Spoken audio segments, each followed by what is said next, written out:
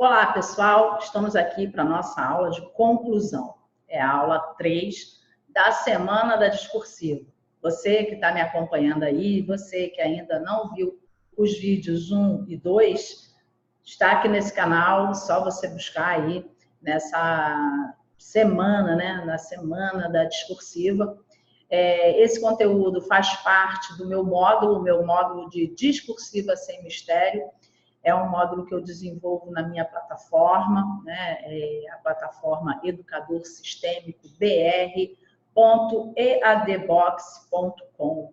Então, se você não conhece ainda, vai na descrição aí desse vídeo que você vai encontrar o endereço da plataforma para você conhecer mais ainda esse trabalho a respeito de discursiva e como você organizar um texto em 20 minutos, trabalhando a introdução, desenvolvimento e a conclusão sem fugir do tema em questão, ok?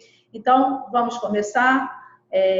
O tema de hoje, como eu falei, é conclusão. A gente já falou de introdução, já falou de desenvolvimento e agora vamos falar da conclusão. Os termos coesivos para a conclusão, que é o que está aí no seu quarto parágrafo, você pode usar esses aí. Diante disso, desse modo, como se vê, dessa forma. Diante do exposto, eu gosto muito desse, não é? Em vista dos argumentos citados ou em vista dos argumentos mencionados, em suma, em vista do que foi mencionado. Então, você pode começar com o termo de coesão, o seu quarto parágrafo. Sendo assim, portanto, levando em conta o que foi observado, assim, por isso, enfim, você vai fechar. Nunca inicie o seu último parágrafo da dissertação com a expressão concluindo. Você deve falar sempre diante disso, diante do que foi exposto, diante do que foi argumentado durante o seu texto, ok? Então, vamos para um exemplo aí de uma questão que foi uma questão apresentada pela Prefeitura do Rio, que é a seguinte. Em uma escola da cidade do Rio de Janeiro ocorre a seguinte cena. Após a entrada dos alunos na sala de aula do 2º ano de escolaridade, Francisco, por que você veio com essa roupa? Questiona a professora sobre a falta do uniforme escolar do aluno. Ao que Francisco responde justificando, é que minha farda está molhada e minha manhinha colocou essa roupa para eu não perder a lição. Então, você vê aí que você tem 3 palavras que são característicos da região que o Francisco vem, né? Então, ele fala farda no lugar de uniforme, ele fala manhinha no lugar de mãe e fala lição no lugar de perder a aula, né?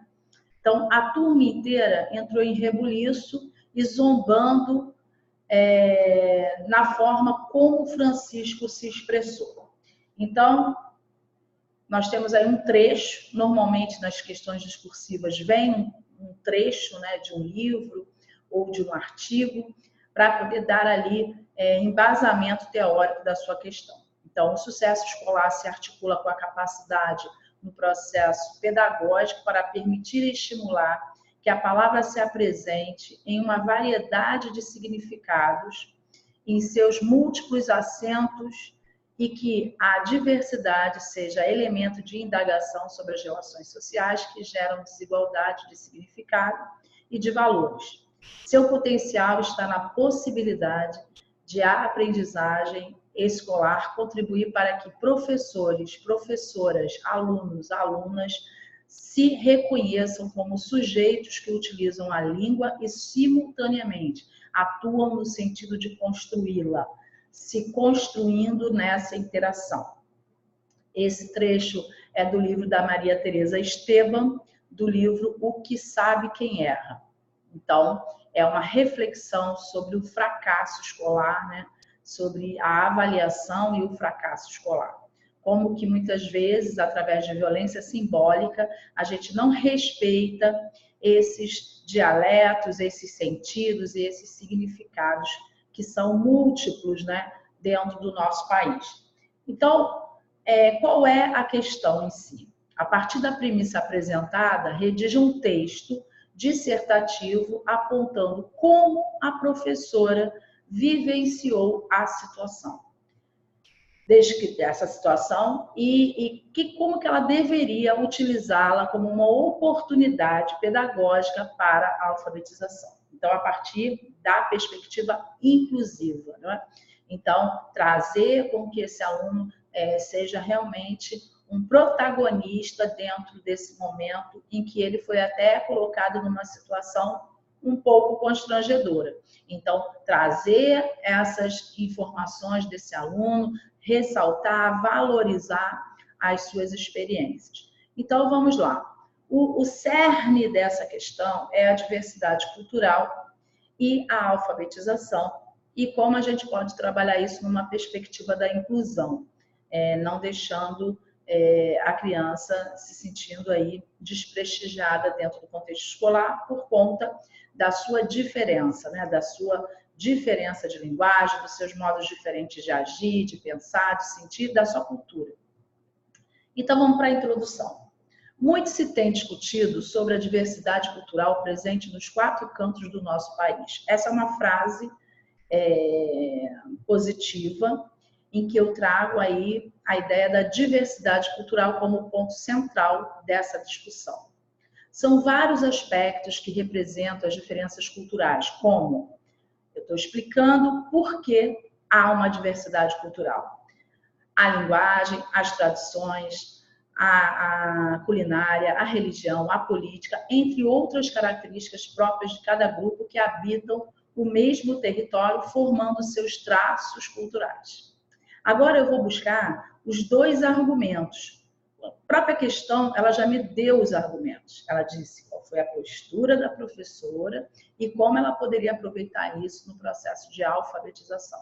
Então, dentre os fatores que podemos abordar a partir da situação apresentada, podemos destacar como é fundamental a postura da professora ao vivenciar tal experiência do cotidiano escolar e como tal situação pode ser valorizada e enriquecer a alfabetização e o letramento na escola. Então, você tem aí 2 argumentos. O argumento número 1, a postura da professora diante da situação. E o argumento número 2, o enriquecimento, a valorização, a utilização dessa situação para uma atividade de alfabetização.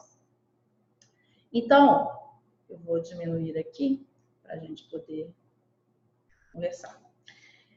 Então, no desenvolvimento, né, na parte 1, eu vou pegar a postura da professora. Então, sabe-se que a escola é um espaço de muita interação social e que o universo de palavras e suas variedades de significados e sentidos permeiam o cotidiano escolar.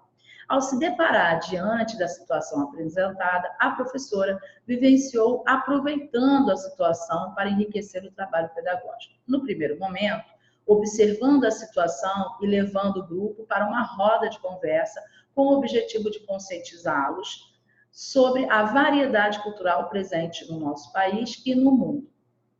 Além disso, argumentando com o grupo sobre respeitar essas diferenças e o quanto podem aprender com os colegas de outros estados. Então, você pode perceber que eu estou trazendo aqui qual foi a postura da professora. No primeiro momento, o que ela vai fazer? Ela vai observar tudo aquilo que está acontecendo. No segundo momento, ela senta aí na roda de conversa com o objetivo de conscientizar e mostrar para eles o quanto é enriquecedor a gente conhecer diferentes maneiras de falar a mesma coisa. Então, nesse momento, ela precisa resgatar a questão de valores, né? É preciso que o Francisco ele se sinta acolhido. Então, no momento que ela conscientiza os alunos e ela fala da importância de você valorizar, ela já está acolhendo de forma inclusiva esse aluno. No segundo desenvolvimento, eu optei por trazer a autora que foi citada durante a pergunta. É importante você fazer isso. Toda vez que tem um trecho de algum autor, você traz esse autor para o texto para trazer maior enriquecimento e também um embasamento teórico dentro do seu texto. Então, segundo Esteban, eu não preciso colocar entre aspas, afinal de contas, eu não vou repetir exatamente o que está no livro da Esteban. Eu só vou falar, em linhas gerais, o que essa autora defende, né? Então, segundo Esteban, a criança utiliza a linguagem como instrumento de socialização e transformação social, exercendo a sua condição de cidadão e crítico. A professora ainda pode aproveitar a situação apresentada para enriquecer o processo de alfaletrar, com atividades como levantamento de dados entre as crianças, a fim de saber sobre os estados que nasceram, seus pais, falar sobre palavras que mudam o sentido de acordo com a localidade, registrar essas peculiaridades e até incentivar uma pesquisa para trazer mais informações para o grupo.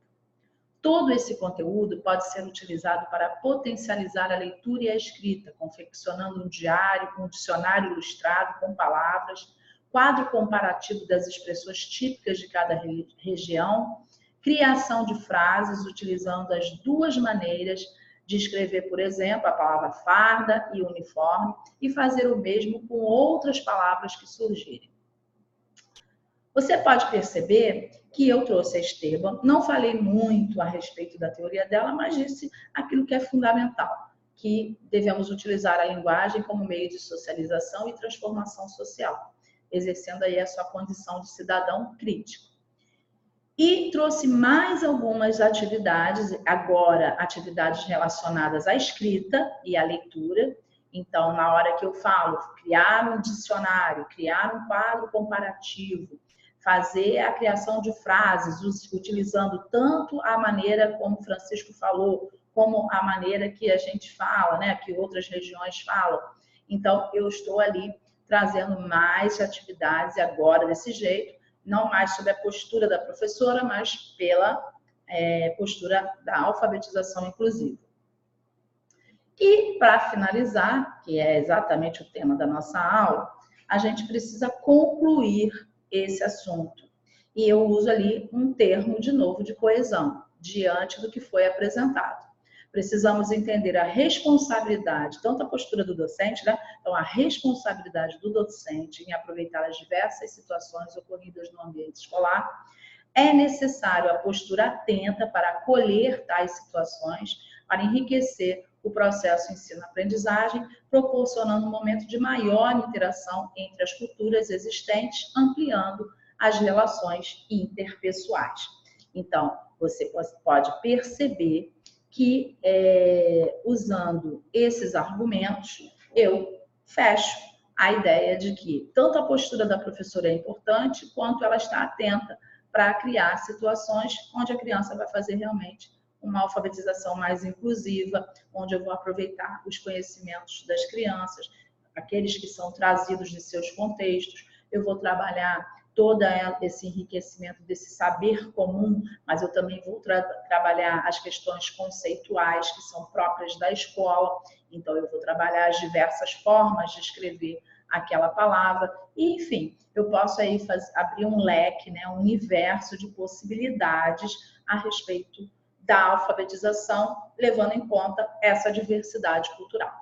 Então, terminamos aqui a nossa terceira aula. Eu espero que você esteja gostando. Se você está gostando, dá o seu joinha aí, porque com certeza isso ajuda bastante aqui a minha produção no canal. Obrigada por você estar participando e conheça o meu curso completo. Meu curso completo está aqui abaixo do vídeo, né? O educadorsistemico.br.eadbox.com, onde você vai encontrar diversos textos prontos, diversas maneiras de você abordar a questão discursiva e sempre com muito embasamento teórico, trazendo para você resumos de livros, resumos de artigos, para que você possa criar cada vez mais uma linguagem adequada ao mundo pedagógico, não é?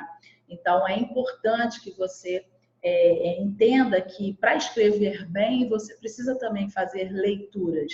E lá no meu site, eu coloco o quê? Eu coloco todo o curso em vídeo, mas eu também coloco em PDF textos para que você possa fazer esse embasamento teórico que é necessário nas questões discursivas.